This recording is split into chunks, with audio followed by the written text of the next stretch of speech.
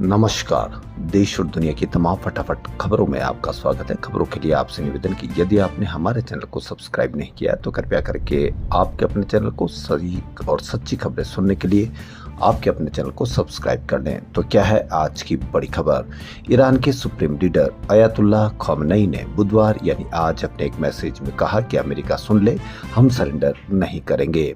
खamenei ने अमेरिकी राष्ट्रपति डोनाल्ड ट्रंप को चेतावनी देते हुए कहा कि अगर इजराइल के खिलाफ जंग में अमेरिकी सेना ने दखल दिया तो अंजाम बुरा होगा।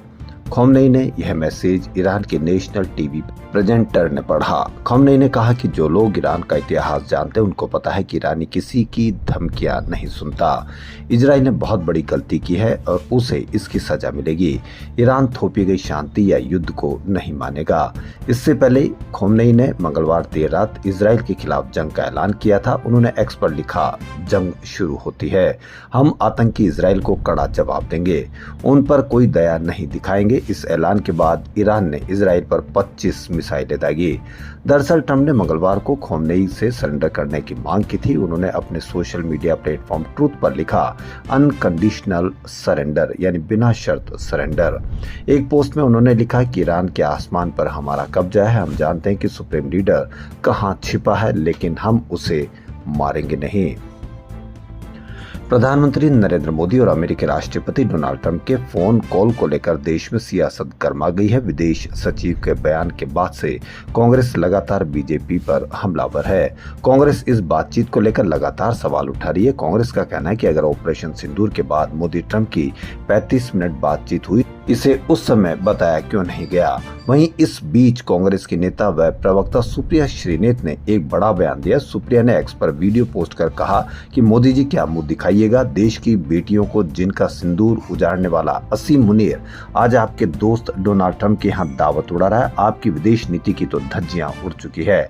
जो तथाकथित खरी खोटी आपने ट्रंप को फोन पर सुनाई, वो देश के सामने बोलने में क्या दिक्कत है। बिहार में होने वाले विधानसभा चुनाव के लिए तेजस्वी यादव के नेतृत्व वाले इंडिया गठबंधन में सीट शेयरिंग का फॉर्मूला फाइनल होता नजर आ रहा है। इंडिया गठबंधन की 4 बैठकों के बाद सीट बंटवारे को अमली जामा पहनाने का काम शुरू हो गया है। मुकेश साहनी की वीआईपी और पशुपति पारस की पार्टी के लिए कांग्रेस और आरजेडी त्याग करने के लिए रजामंद हो गए हैं। कांग्रेस और आरजेडी पिछली बार से कम सीटों पर चुनाव लड़ेगी तो सीपीआई माले ज्यादा सीटों पर चुनावी मैदान में किस्मत आजमाएगी। इंडिया गठबंधन में सीट शेयरिंग को लेकर 12 जून को घटक दलों की चौथी बैठक तेजस्वी यादव के घर पर हुई थी। तेजस्वी यादव ने महागठबंधन की पार्टियों को सीटों के साथ साथ चुनाव लड़ने वाले प्रत्याशियों के नाम की सूची मांगी थी। कांग्रेस और सीपीआई माले ने उम्मीदवारों के नाम आरजेडी को नहीं बताए, लेकिन सीट के नामों की फेहरिस्त जरूर सौंप दी है। इस तरह से इंडिया गठबंधन में सीट बंटवारे की बात आगे बढ़ती ही नहीं बल्कि फाइनल होती दिख रही है। बिहार विधानसभा चुनाव के मद्देनजर कांग्रेस ने अपनी तैयारी पूरी कर ली है। महागठबंधन में सीट बंटवारे को लेकर कांग्रेस प्रभारी कृष्णा अल्लावारू, प्रदेश अध्यक्ष राजेश कुमार और पार्टी विधायक दल के नेता शकील अहमद खान ने सोमवार को आरजेडी सुप्रीमो लालू प्रसाद यादव और तेजस्वी यादव से मुलाकात की। कांग्रेस नेताओं ने आरजेडी को अपनी सीटों की लिस्ट सौंप दी है।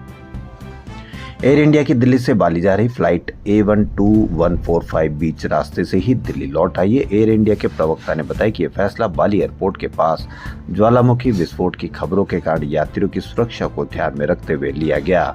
उन्होंने बताया कि फ्लाइट मंगलवार रात को बाली के लिए रवाना हुई थी और ज्वालामुखी विस्फोट की खबरों के बाद बीच रास्ते से लौट आई। फ्लाइट ने बुधवार तड़के दिल्ली में सुरक्षित लैंडिंग की। एयरलाइंस की ओर से उनके रुकने की व्यवस्था भी की गई है। न्यूज एजेंसी के अनुसार इंडोनेशिया के माउंट लेवोटोबी लाकी ज्वालामुखी में मंगलवार को विस्फोट हुआ। ज्वालामुखी से 11 किलोमीटर ऊंचाई तक राख उड़ी। बुधवार सुबह फिर से 1 किलोमीटर ऊंचा राख का गुबार निकला, जिससे बाली के लिए कई अंतर्राष्ट्रीय उड़ानें रद्द करनी पड़ी। इधर हैदराबाद के बेगमपेट एयरपोर्ट को आज सुबह ईमेल से बम रखने की धमकी मिली। पाकिस्तान सेना के प्रमुख आसिम मुनीर का अमेरिका दौरा भारत में लगातार चर्चा का विषय बना हुआ है। मुख्य विपक्षी पार्टी कांग्रेस मुनीर के यूएस दौरे और वहां पर ट्रंप प्रशासन की ओर से उन्हें सम्मान दिए जाने को लेकर केंद्र की नरेंद्र मोदी सरकार पर हमलावर है। राष्ट्रपति ट्रंप की ओर से आज बुधवार को जनरल मुनीर को लंच पर बुलाए जाने पर कांग्रेस ने कहा कि अब यह खबर सच हो गई है। पहले इस बारे में झूठी खबर फैलाई गई थी।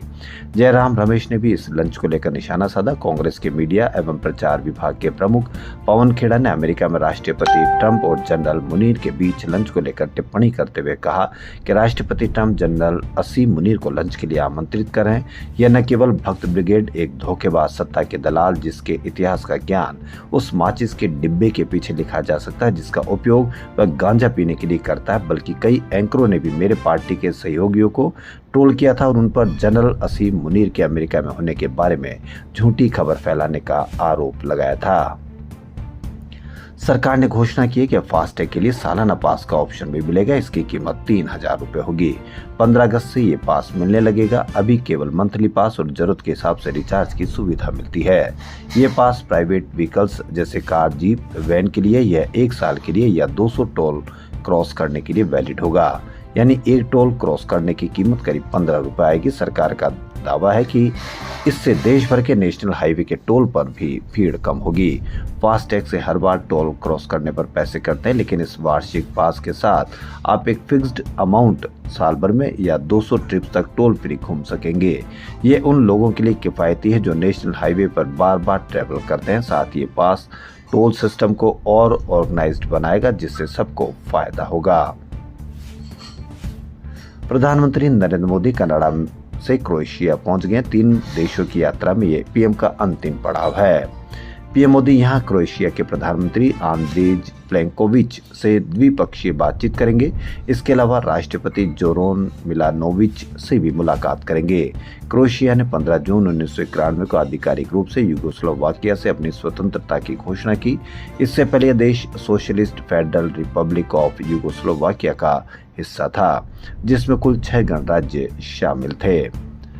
खबरों फिलहाल इतना ही। यदि आपको हमारा चैनल पसंद आए तो लाइक, सब्सक्राइब और शेयर अवश्य करें। धन्यवाद।